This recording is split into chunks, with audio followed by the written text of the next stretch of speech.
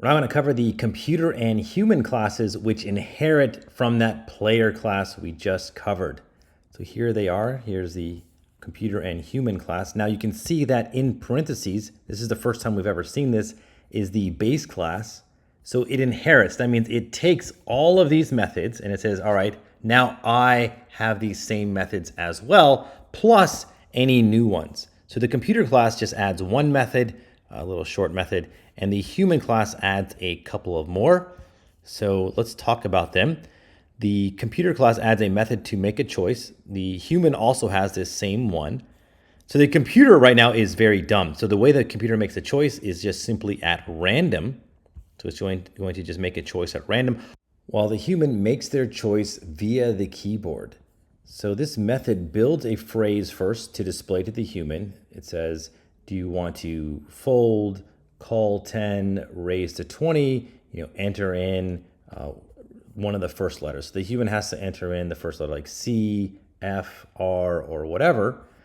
It calls this verify input method to actually get the input. So if you remember, this input function is how you get user input from the keyboard. And if they've entered in one of the first letters, then that will be their choice. And that is what is returned.